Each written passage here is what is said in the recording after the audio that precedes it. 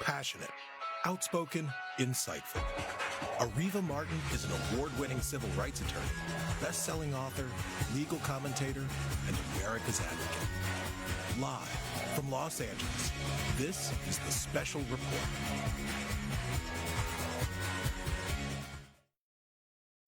Good morning and welcome to the fall season of The Special Report.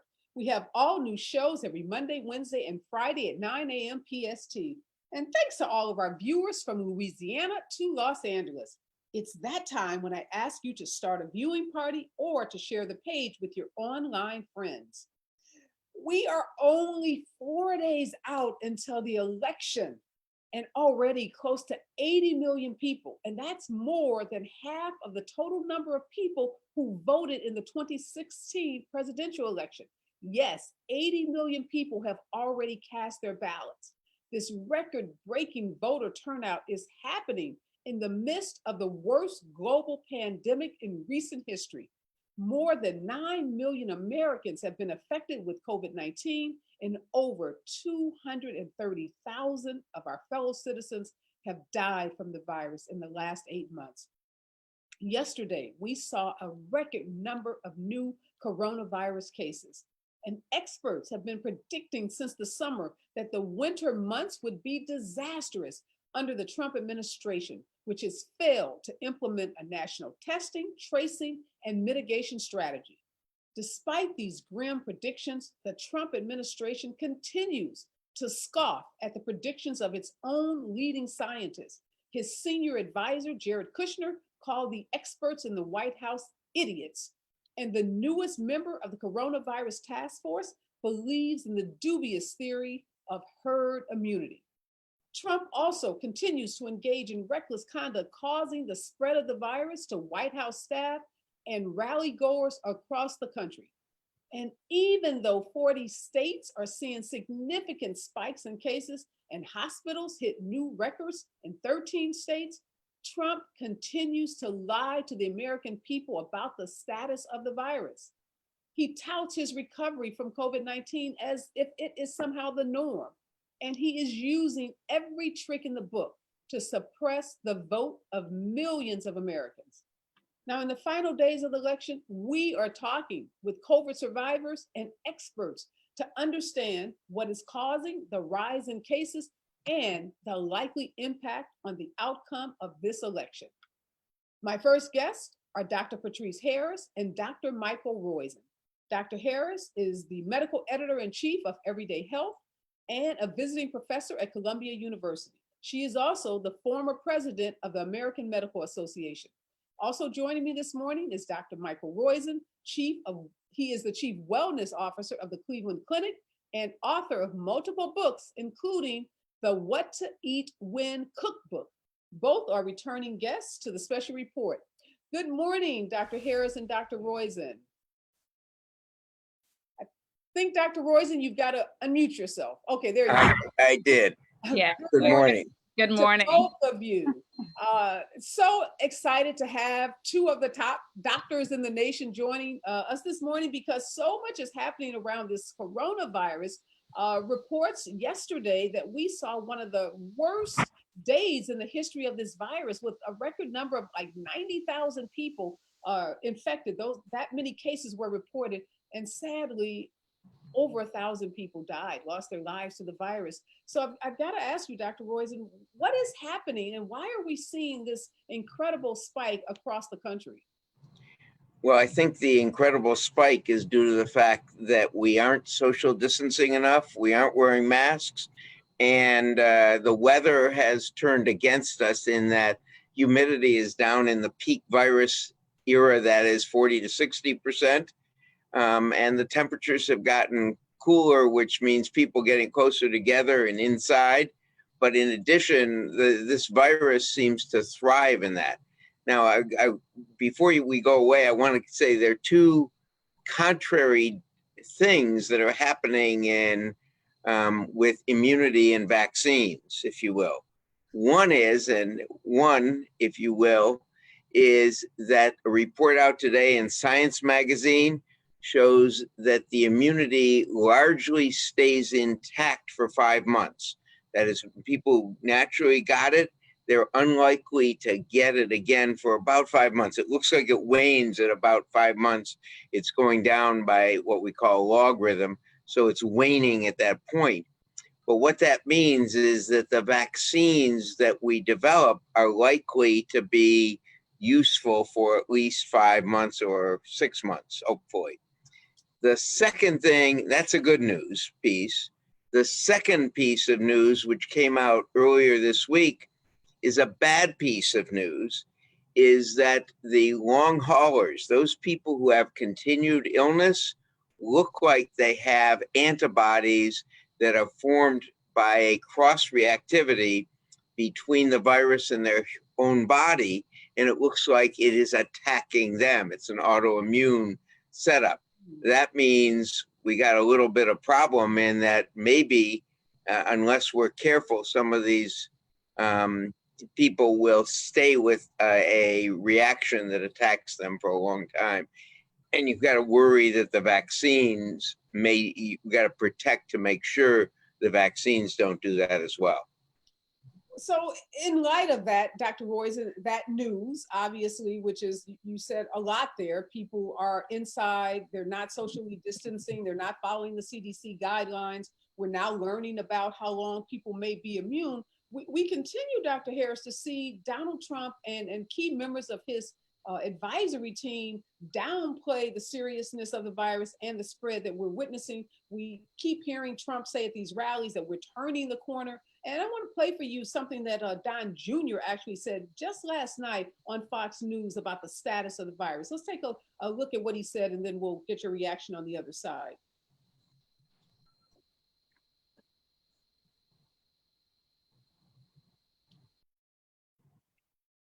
All right, I want to show, well, okay, my producer is reminding me, we don't actually have the clip, but I'll tell you what he said. He talked about therapeutics and said that essentially there were therapeutics available that are having a tremendous impact on people who have coronavirus.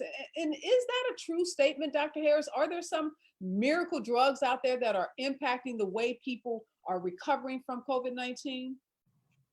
Well, certainly we don't have any miracle drugs at this point.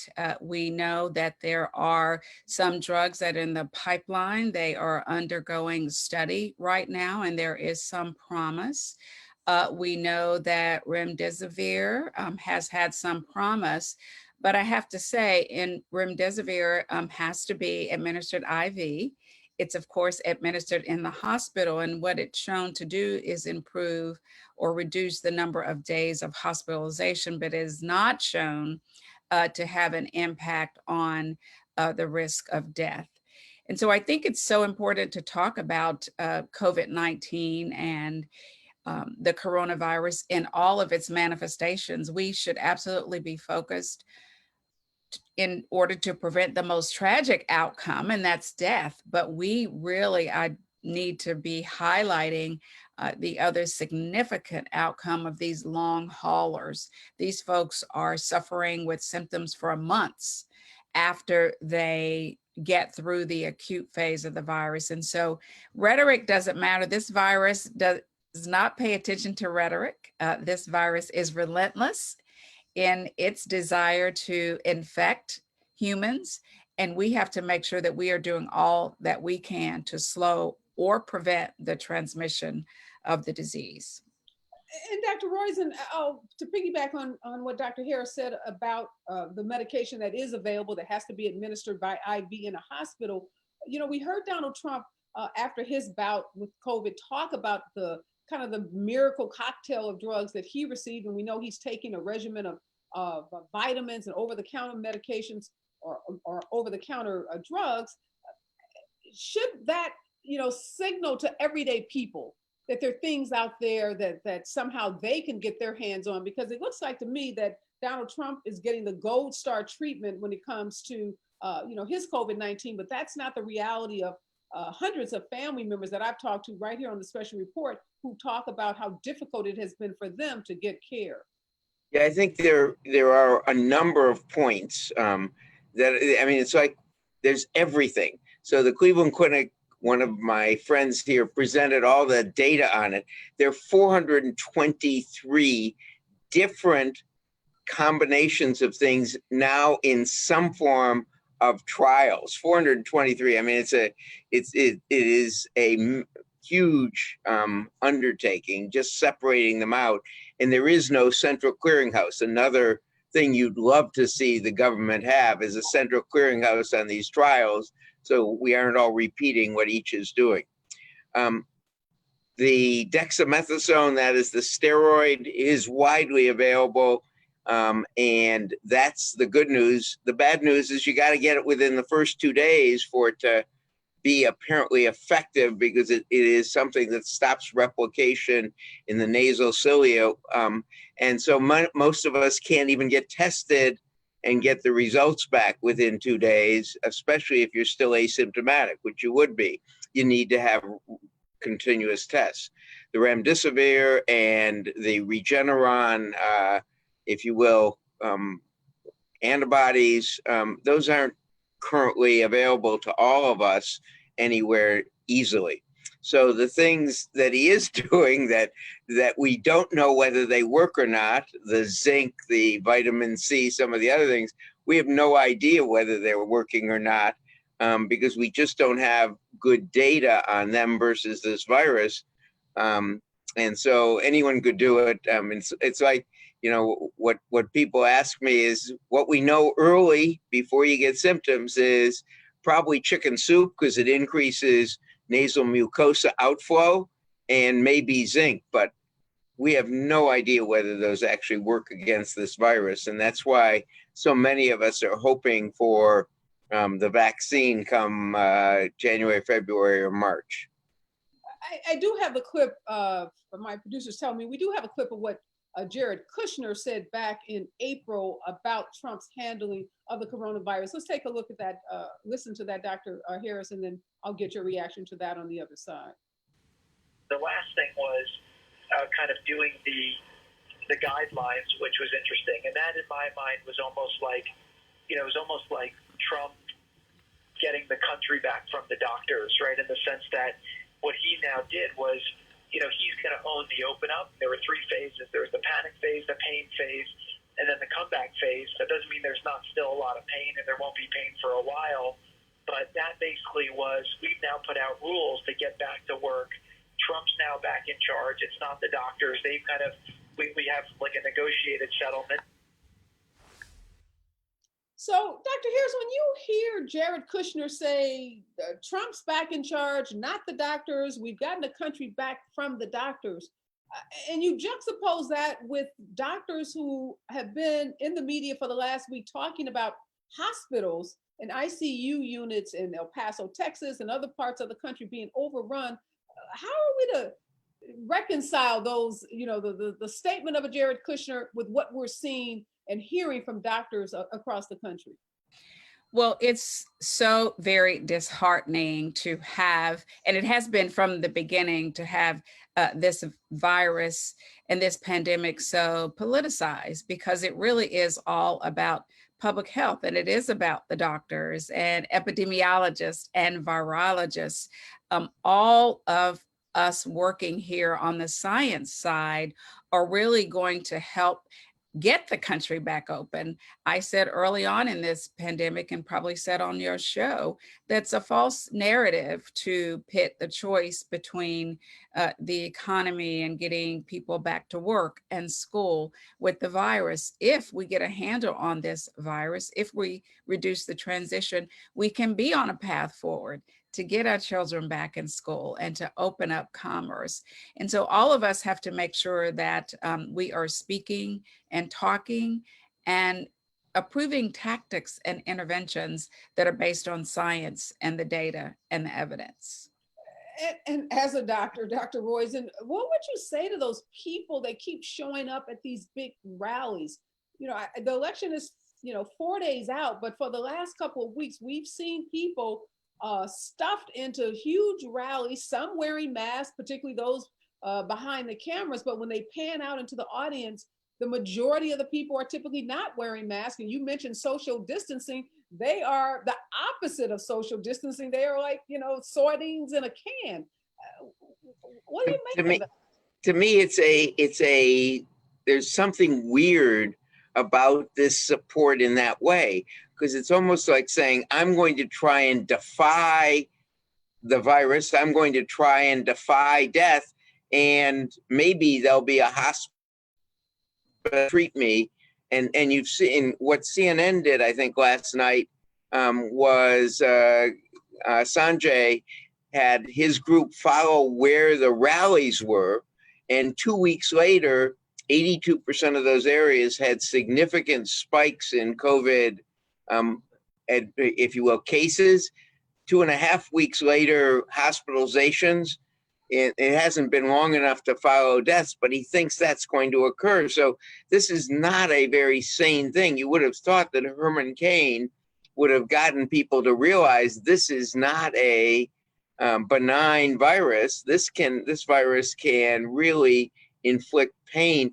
And the point that Dr. Harris made earlier, the long haulers are really some of the most problematic and worrisome, especially if that report earlier this week that they've developed autoimmunity, meaning they've got some immunity against themselves from getting the virus, and they will have this for a long time then. So this is so the deaths are bad. We don't know how many of the long haulers, whether that's a greater number than, in fact, the deaths, because they're sporadic. But what Dr. Harris said about the long haulers, this is not a disease you want to catch. This is a disease we should protect the vulnerable. Those over 70 should be, as far as possible, totally isolated and mask wearing. And if we had N95 masks for all of them, they should wear them. And then between 50 and 70, those who have chronic disease or obesity, which is a chronic disease, but if they have any of the chronic diseases, hypertension, heart disease, lung disease, diabetes, any of the immune diseases, they should definitely be protected as much as possible. And then we can open up to a large degree. We have, I guess, by not following what Fauci and Blix wanted to do, we have not done the right thing for our country. And I mean, it's unbelievable. It is 100 years later, and we're reliving the same mistakes that were made in the 1918 and 19 pandemic. Mike DeWine followed the medical director. She's the director of health in the state of Ohio when she was here.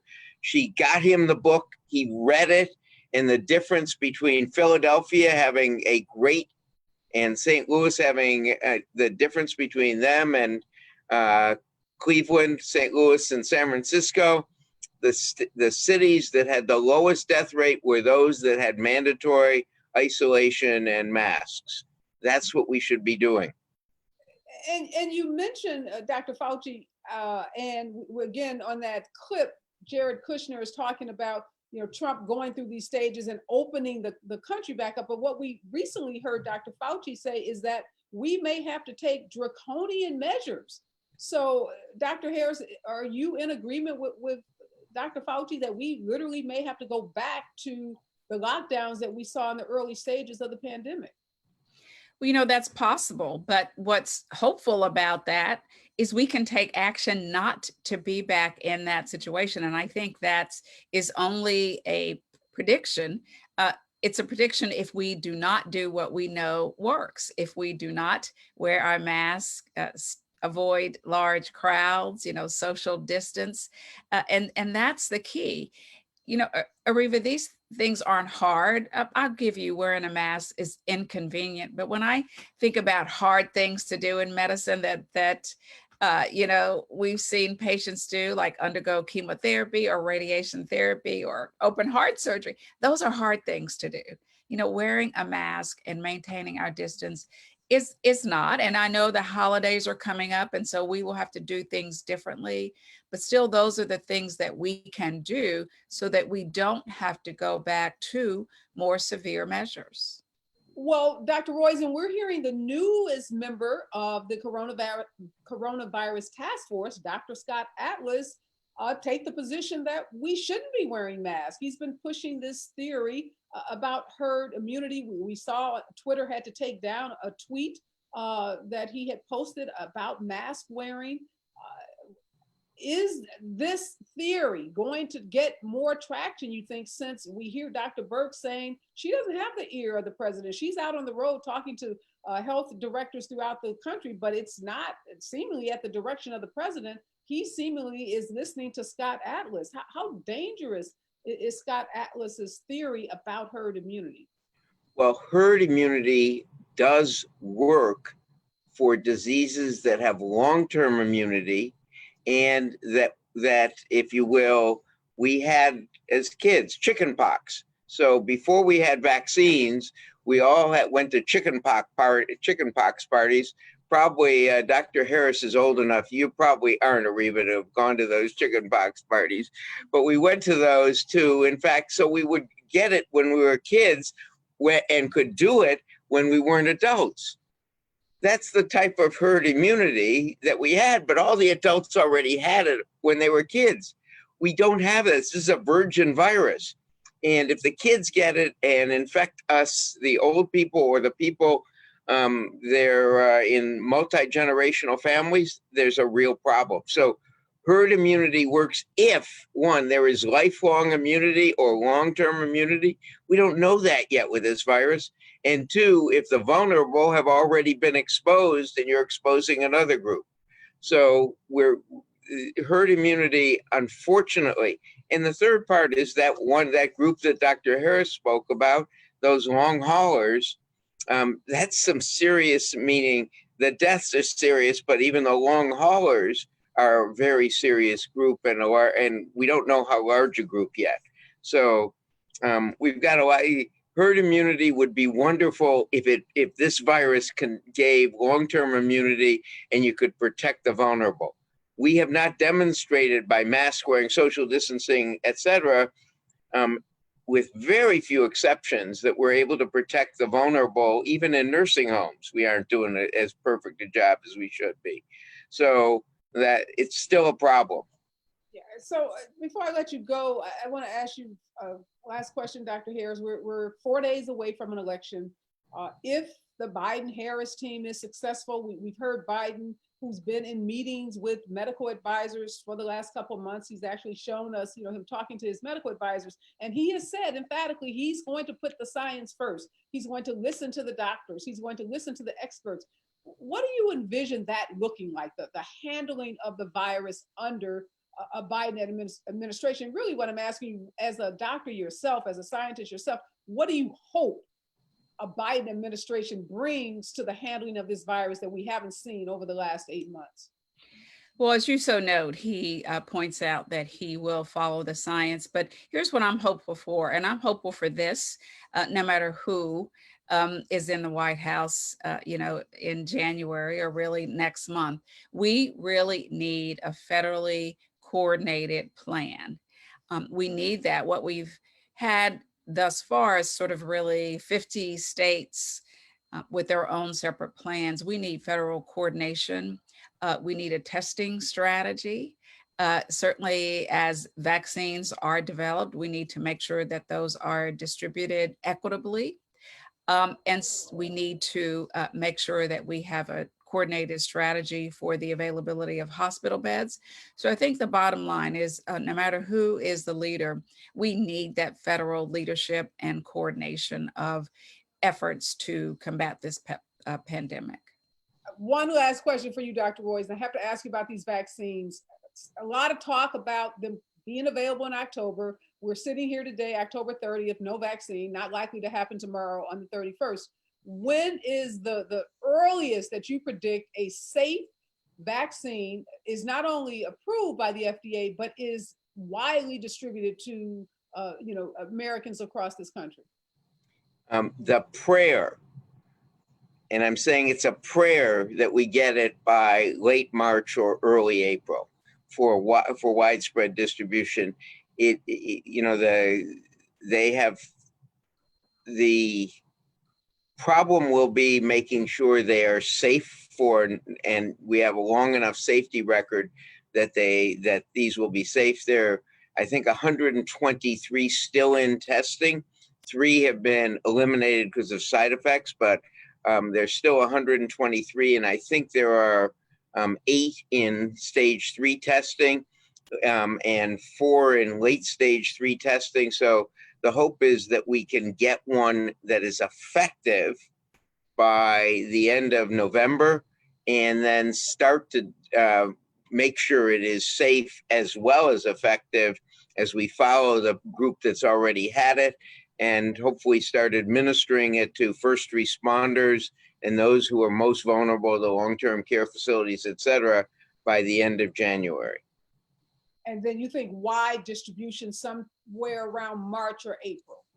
Yeah, the Operation Warp Speed, that is the part of manufacturing that the Gates Foundation has contributed to, and the government has put a huge amount of money in, and the states have come in with plans to distribute. So this is I think we will get a relatively fast distribution. I don't know that there will be fast acceptance by everyone, but there will be able, you should do a show on what changed vaccines in America. It was Elvis Presley. When he cured polio, because when he went into the service in 1956, Americans were staying away from polio vaccine in droves. 8% of us, 0.8%, had gotten the polio vaccine when it was available, but he got it live on all 3 networks. There were only 3 networks: ABC, CBS, NBC, and PBS. He got it live, and within 8 months, it was 83.6% or something like that had gotten the polio vaccine who were eligible. He wiped out polio. So that's what. So we will need people like LeBron James and others doing the rollout. We doctors would love it if we could do it.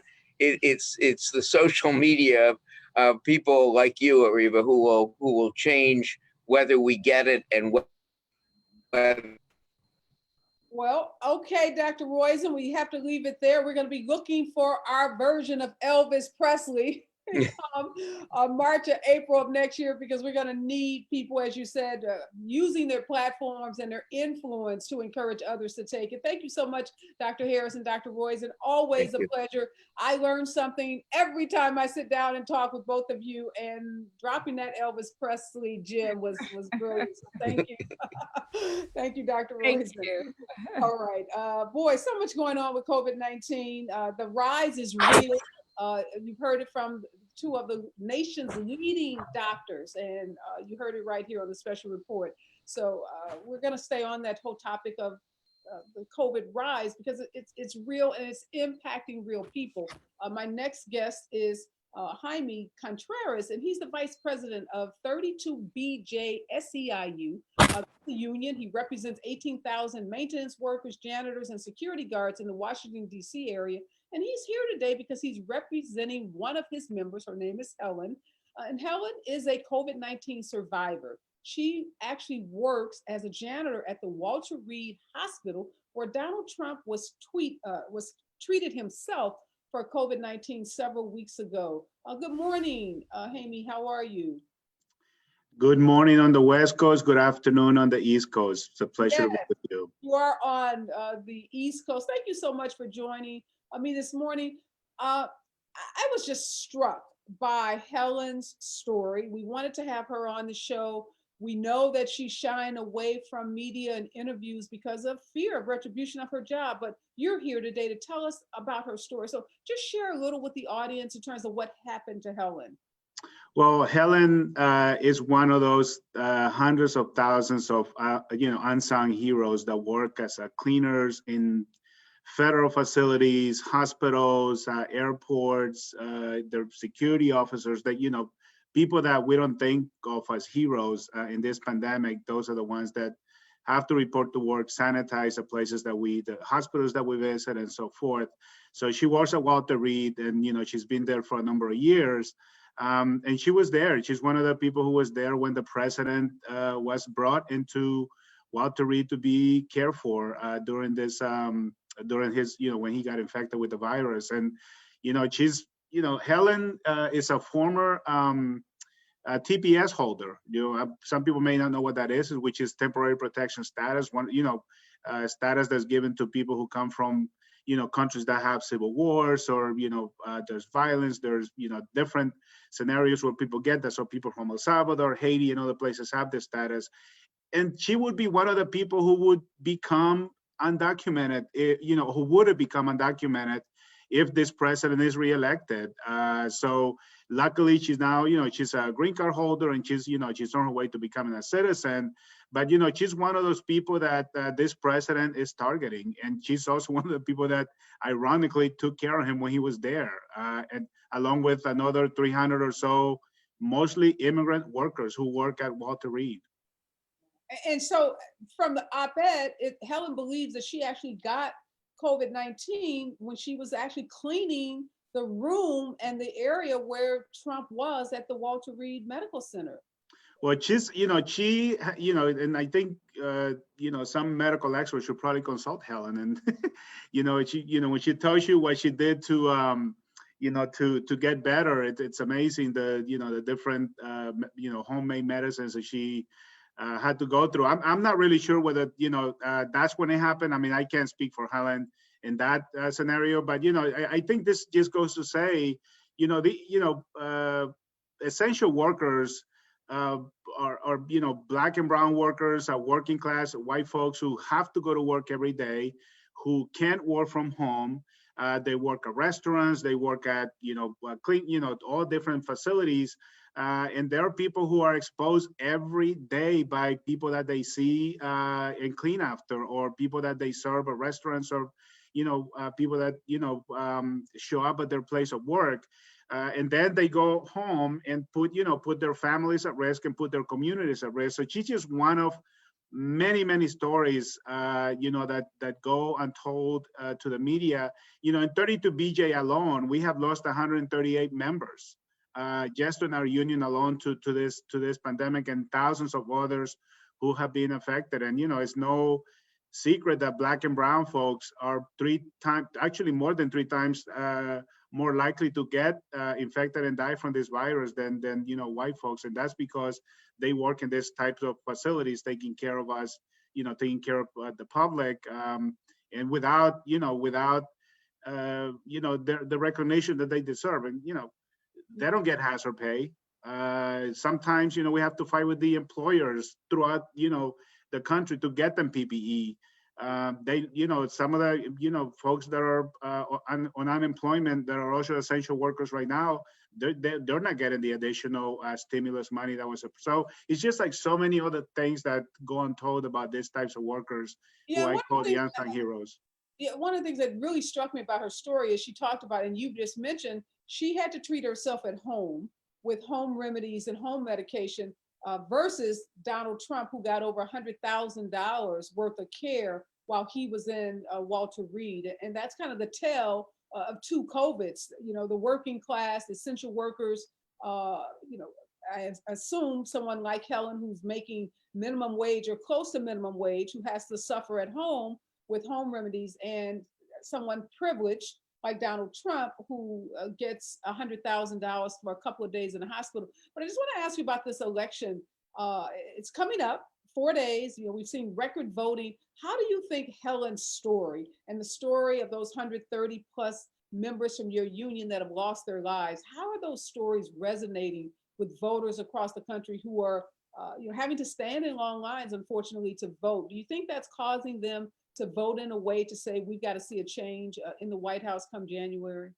I mean, absolutely. I mean, I think, the fact that this president and his friends in the Senate forced through an appointment of a Supreme Court justice that should have waited until the next election, and the fact that this Supreme Court justice, one of her missions is really to get rid of the Affordable Care Act, which Right now, if they got rid of it, more than 20 million people would lose healthcare.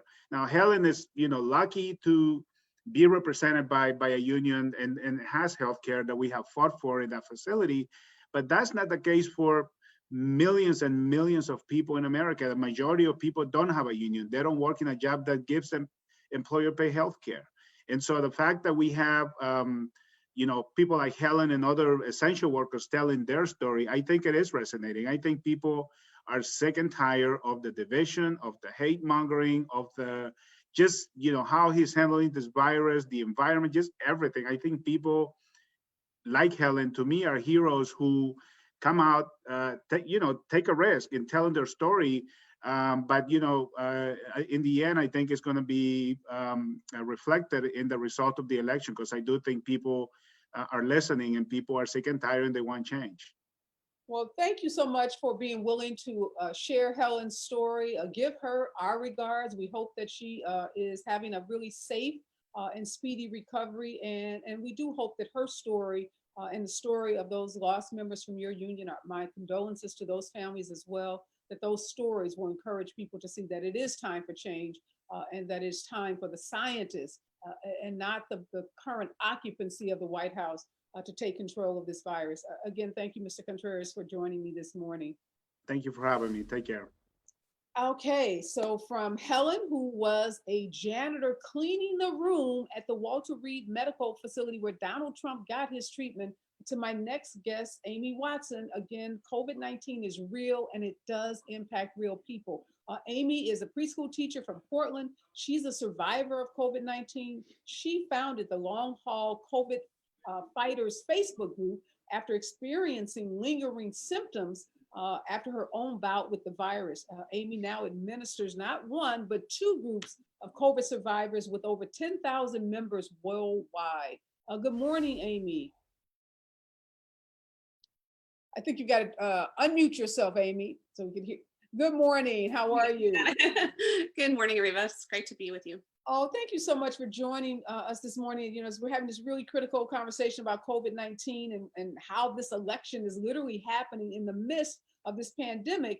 And I want to talk a little bit, though, about your situation. You got COVID in April, early on, as we were learning about COVID-19, but you were pretty sick. Tell us about your experience with COVID-19. Actually, I got COVID in mid-March, 2 days after our governor issued the stay-at-home order. And like you mentioned, I'm a preschool teacher. I'm fairly certain that I was exposed at work. Back then they were saying that children didn't get COVID, but we now know that's not accurate information. And I was pretty sick. I mean, mild to moderate illness at home, but I just didn't get better. It took 4 weeks until I was able to get a COVID test. And on day 28, I tested positive. So, I have real concerns about the CDC guidelines of, 10 to 14 days. It's not long enough to isolate. You can be positive for weeks and weeks. And you actually had a fever, Amy, for like 226 straight days? I still do. 230 days today. Yeah. My thermostat is broken, so to speak. My hypothalamus has been damaged by the virus, and I have other symptoms of dysautonomia indicating that the virus damaged my autonomic nervous system. And that we don't know if that's going to be permanent or short term. The hope is that in a year to 2 years that I might fully recover, but I have been kind of stuck in the same place with my recovery for months now. And having a temperature over 100, 101 every day is not awesome. Wow, that's amazing. And even in the midst of your own long and protracted recovery, Amy, you did something pretty amazing. You started a group called the Long Haulers to bring people together who have been infected with COVID-19 and who were continuing to experience symptoms. How many members now are part of your Facebook group? Right now at about 10,500 in our two support groups for COVID survivors. We do have a third additional group that is a medical and scientific collaboration group where we invite doctors and scientists who are doing studies and research at this time to pose questions. to pose invitations to long haulers to join in their studies, and they are. And I mean, the studies are just taking off now. Funding has been granted to the NIH is starting up a study of 1,000 long haulers, and lots of universities around the country are finally trying to figure this out. So Amy, as you sit there, like you said, 230 days with a temperature over 100 degrees, when you see Trump at these big rallies and people packed into these rallies, and you hear him talk about his own recovery as if he was somehow Superman and he's feeling better than he's felt in 20 years, and how de minimis, the virus is, and he brags about his son and how quickly he recovered. How does that make you feel? Well, of course, it's incredibly discouraging and frustrating to minimize a virus that has taken more than 230,000 American lives. I mean, that's more than multiple wars. And I just, he's got his head in the sand or elsewhere. He clearly doesn't grasp the gravity of the situation. And like Dr. Harris said earlier, this is a public health issue, not a political issue. And we really should be all coming together as Americans and doing everything we can to protect each other, and especially those who are most vulnerable from this virus. It's deadly and it can cause potentially lifelong health consequences. Well, I'm so glad to see, Amy, that you are, I know you're not back to normal, because obviously normal would be not having that temperature every day, but at least obviously you're functioning, you're bringing people together, you're sending an incredible message about the importance of taking the virus seriously, and causing the medical community, as Dr. Harris said, to focus on individuals like you who do have lingering symptoms well after the acute phase of the virus. Thank you so much for sharing your story, and my best wishes to you that you continue to recover and that you continue to be such an incredible voice and advocate for individuals who are recovering from COVID-19. Thank you so much. It's the least I can do in a situation that feels, so overwhelming and helpless for so many of us. And we tell all the long haulers that come our way, like, you're not crazy and you're not alone. And it's really easy to feel isolated in isolation when you're ill with this virus. So, don't stay home alone, and reach out to us online, virtually, and we'll be there for you if you need us. So thank you so much. Thank you again, Amy, and best of luck to your group and to all of you who are recovering from COVID-19.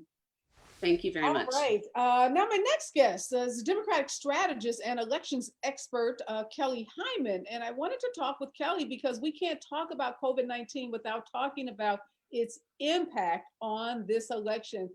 Good morning, Kelly. How are you?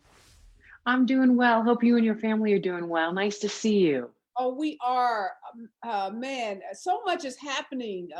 90 million people, close to 90 million people have already voted. They're expecting that number over the weekend to get close to 100 million people. Help us understand the impact of the pandemic on what we're seeing this election cycle. I think it's crucial. I think people are struggling personally, professionally, and financially, and they want change. And Biden and Harris brings that change. They represent what our country represents: diversity. To have the first African-American Indian descent woman. As a woman, I am so proud of her. She represents our country and is going to advocate. We have someone in the White House that does anything he can to hurt the African-American community and hurts women. Any woman that votes for Trump is voting against her own interest. And so people are concerned. Trump, came out and said, oh, everything's going to be fine. Remember in January, it's going to be gone by the summer. Oh, inject yourself with bleach. I'm just kidding. Oh, it's fine. We have very few cases. And he knew all the while, a lot of us were scared. We didn't know what was going on. We go to Costco or Walmart and we couldn't find toilet paper. We didn't know what was going on. We didn't know that, wearing masks were going to help us. We got mixed messages. And so I think people realize that, and that's why it's so important to get out and vote. The vote is being suppressed right now, which is horrific. And so people really need to get out, especially if early voting this weekend. Don't listen to the polls, get out and vote, let your voice be heard. And Biden and Harris will bring about that change. And I'm hoping that people will get out and vote for them, because they're really what our country needs. We need someone that's going to unite our country, not divide our country. And Kelly, I want you to help viewers, and I get this question all the time from viewers about the Electoral College. You know, so much confusion about it, and we've seen all this focus in the media on the swing states, the Midwestern states like Wisconsin, Michigan, Iowa. Help us understand why the rising number in COVID cases in the Midwest in those states is causing such a problem for Donald Trump. I think it is because he basically, lifted his hands and didn't do anything and said, I'm just going to let the governors do it. And he could have, under Obama, there was plans in place because, as you know, Obama had to deal with the swine flu, and he disregarded that, ignored it, and just said, I'm just going to leave it up to the governors. Governors were fighting to have equipment, as we saw the governor in New York for ventilators, fighting with other governors in different states because of it. And so there wasn't the resources, and Donald Trump failed us as a leader. And so people in the Midwest are struggling because of that. Everyone's struggling in the US. I mean, we are in a recession. And so I think that's why, because of Trump's failed leadership, he's having difficulty in the Midwest and throughout the US. This morning, Charlie Cook was on one of the cable news stations talking about the pathway for Trump and Biden. And Florida, as you know, has become such a crucial swing state. The polls are really tight depending on which poll you look at. But what Charlie Cook said was that Florida is a must-win for Donald Trump. And if on Tuesday, 6 p.m. EST or 8 p.m. EST, the numbers come back and show that Trump has lost Florida, it's pretty much over for Trump, but that Biden has other pathways. He could lose Florida and still win. Tell us, what are the other pathways that Biden has that don't include Florida?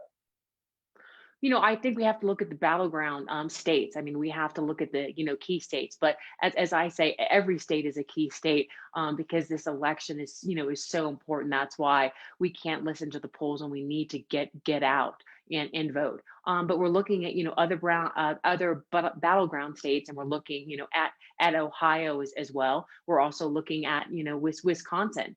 And so those are really, key states, but also, Arizona as well is a key state. And then we got, Georgia, which could be, very, very close, and Biden could potentially win Georgia. So, it's really going to depend on the voter turnout and how many people really vote. And unfortunately, a lot of votes are, being suppressed. In Pennsylvania recently, people are complaining they've asked for their mail-in ballot and they still don't have it. And there's been restrictions on people if they don't get their mail-in ballot in time, that they won't be counted. That's why it's really important for people to be proactive. And if you can go and put it in your mailbox, especially this weekend, rather than on election day, it's really important to make sure your voice is heard. And you can go online.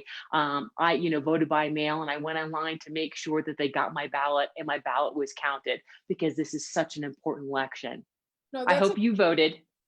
Actually, I'm hosting a polling place after the show today. So I'm going to be voting at a polling place where I'm going to be working as a poll worker myself. We're going into a part of South Los Angeles that is typically underserved in terms of voting, to host a polling place today so that people with disabilities, seniors, and low propensity voters will have a place to vote. So yes, I will be voting today. Thank you for doing that.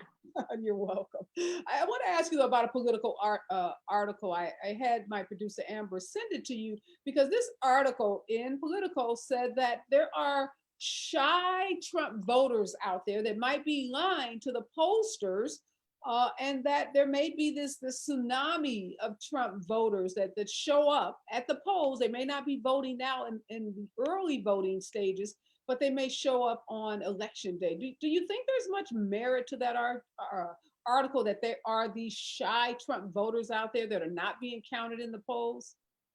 I always think we have to consider that. Absolutely. As a woman, and I was in the last election, I was a poll watcher. And, it was amazing to me as a woman that, some women voted for Trump, but they didn't want to express that. And keep it kind of, hidden. because of that. Because, you know, any woman that votes for Trump's voting against their own interests. We have to remember he does not support equal pay for women. He's battled in court for that. And every woman deserves equal pay. We work just as hard as men, and we should not make less, especially you know, women of African American descent and Indian descent and Latino descent as well. But I definitely think that's a factor, and that's why it's so important for people to get out and vote and let their voice be heard. This is such an important election. It's really important for people to remember that and know what Trump represents. He doesn't represent the diversity of our country. And Kelly, one of the things we're seeing, obviously, in the last days is both sides going really hard with commercials and TV ads and online ads. I was struck by this one ad that I saw that Trump is running, and it says "Jobs versus mobs." I'm going to get your husbands back to work, and we heard him say that at one of his recent rallies. You know, as he makes this plea to bring suburban women back into the fold, that he's going to get their husbands back to work. Do you think this strategy of trying to convince suburban women that somehow a Trump administration will get their husbands jobs, doesn't mention getting them jobs, but get their Of husbands course not. jobs, do you think this is resonating with suburban women? Absolutely not. I mean, we're not in the 1940s and 1950s. As I said before, any woman that votes for Trump votes against his interests. I mean, we have to look at all the sexual allegations that came out against him. I mean, we go back to the Access Hollywood tape and what he said. I mean, that's what he really thinks about women. And that's just his mindset. Look at his cabinet. I mean, how many, you know, women that we have. We also have to remember in regards to African American, that, you know, Trump's packing the court, but, you know, he's not nominated and appointed approximately 50 to the Court of Appeals. And do you know how many are African American? Zero, Zero. none, absolutely none. And so we need to come together and have someone that's going to unite us, and as a woman, someone who's going to represent us and represent our country. And that's what Biden Harris is going to do.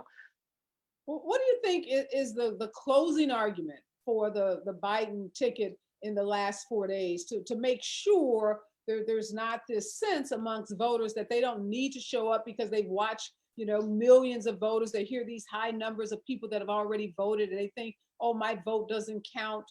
What do you think that closing argument needs to be so that we get that 2008 record turnout amongst voters, that which includes low propensity voters? That, you know, we didn't see that in the 2016 election. What do you think is the most critical thing that the Biden-Harris team can say to those voters who may be thinking about sitting it out? Right. Well, we have to think about in 2016, the day after the election, there were so many protests when Trump won. I think to myself, how many of those protesters really voted? And we have to also think about the Black Lives Matter movement. Black lives do matter, and the peaceful protests is what our country needs. But all the protests are going to be for naught if people don't get out and vote and let their voice be heard. It's going to be close in some districts. They even showed in with Hillary Clinton, such a small portion of people's vote decided. And so that's why it's so important to vote, and we need to vote for change. And we're also not only voting for the president, but we're also voting wherever you are in your state for, you know, governors and in senators. And so it's really important to get out there and let your voice be heard and vote, because it really can make a difference. One vote can matter. And that's what makes our country great. And you raised such a good point about the down ballot.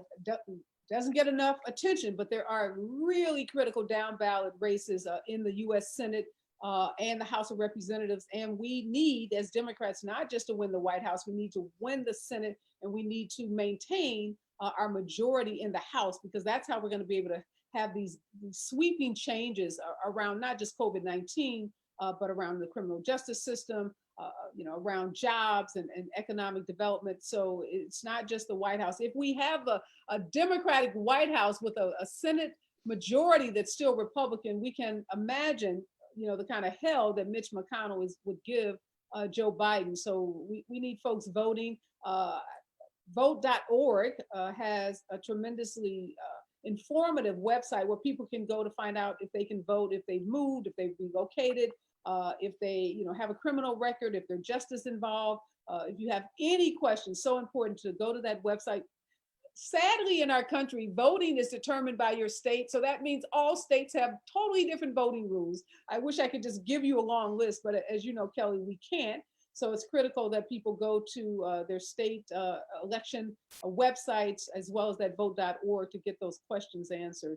Again, thank you so much, Kelly, for joining. So important that everybody is out encouraging everybody to vote. This is one of the most critical elections in our lifetime. So again, thank you, Kelly, for joining me this morning. All right. Thank you. Be safe, stay healthy. Oh, thank you. Thanks to all of my guests. I always love it when we get to end a Friday encouraging people to do something that's going to be a game changer in terms of their lives. And we're doing that today. We are talking about COVID-19 and voting. And it's so important, despite the rise that we've seen across this country, that people vote. And all the states are telling us it's too late to drop your ballot in the mail. If you want to make sure your vote is counted, you've got to walk that ballot in. You've got to drop it in one of the drop boxes that are stationed around your city, your county, or you've got to show up at a polling place. You don't want to rely on the US mail, because remember those shows we did a couple of months ago about all the changes to the Postal Service under one of Trump's political appointees? Don't trust the mail. That's the reality. A friend of mine told me her brother sent her a piece of mail from Chicago, and 5 days later, she still has not received that piece of mail. So you don't want to put something as precious as your ballot in the U.S. Postal Service. Right now, you want to take that ballot, drop it off at a officially designated drop box, or you've got to walk that ballot into a polling place. And yes, I know the lines are long. And I wish I could tell you that it would be easier, as it should be easier. It's pathetic and it's shameful that those lines are that long, but this is worth it. If you stood in a line for a concert, like I know many of you have done, if you've waited overnight to get concert tickets, if you've waited in a line to buy the latest Jordan, tennis shoes, this is far more important than any of those lines that you've ever stood in. So make sure that you get into one of those lines. I want to make sure you join me next week, because we're going to be doing exclusive coverage of the election, all things election, next week, starting on Monday at 9 a.m. I'm so excited. My good friend, award-winning actress Cheryl Lee Ralph will be here on Monday, spilling some tea and talking about what she's been doing to turn out the vote and how active her voice has been in this year's election. We also have experts. We're going to be talking to voters all week. So make sure you have your computer set to join me all next week, 9 a.m., Monday, Wednesday, Friday, for our exclusive election coverage. Before I get out, though, some words to live by. This is so important. Don't get it twisted. Despite Trump's 22,000 plus lies that have been chronicled by the Washington Post, facts still matter. And my number one reason for creating the special report was to separate fact from fiction and to help you make sense of the pandemic and this year's critical election. So today, I'm setting the record straight on some of Trump's most often repeated and biggest lies. And these are the lies that might cause someone out there that hasn't voted to erroneously believe that your life has somehow been better under Trump in the last 4 years, and that it'll be better under Trump in an additional 4 years. So get your pencil out, get your paper out, take some notes, because this is really, really important. Number one, on the stock market, even before the pandemic crash, contrary to what Trump repeats over and over again, he is not responsible for the highest market gains. He ranks 7th with the past 100 years of presidents in terms of the performance of the stock market. Number two, and I should say he's behind Barack Obama and Bill Clinton. Number two, on trade, Trump has not ended our trade deficit despite his false claims to the contrary. It's been 14 years since the US trade deficit has been as high as it is under a Trump administration. Number three, on African Americans. Trump has has not done more for African Americans than any other president since Lincoln. And y'all know how often he says that over and over and over again. That is a lie. Trump is ranked behind Lyndon B. Johnson, Barack Obama, and Bill Clinton, to name a few, by leading presidential historians.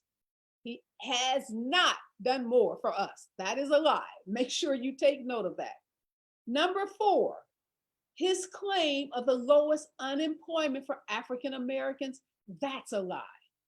Before the pandemic, job gains for African Americans were greater under President Clinton, under President Obama, and since the pandemic, Black unemployment has jumped 111%. The job losses that have happened under Donald Trump are staggering for African Americans. Number 5, despite Trump's claim of loving the Black community, as Kelly said, Trump has appointed 220 federal judges, a lot of them appellate court judges, and 3 Supreme Court judges. Nada, zero, none of his appointments to the Federal Appeals Court or the Supreme Court have been African American. I could go on and on and on, but suffice it to say, you cannot believe anything Donald Trump says, and nothing he will say in the last 4 days before this election should change your mind, and it definitely cannot change the fact that 230,000 people will not be with their families this holiday season. And those people lost their lives on Donald Trump's watch. I'm out, y'all. Have a wonderful Halloween. Remember, costumes and candy may seem frivolous, but joy and social connections are essential and can help reduce pandemic fatigue. Put that picture up again of those cute little kids, amazingly beautiful costumes, and they're not little boys, they're actually little girls. So have some fun with your Halloween, put on your best costume, get together with one friend, maybe 2, socially distance, wear your mask, have some fun, make a plan to drop off your ballot. If you have not already voted, remember you can't mail it in.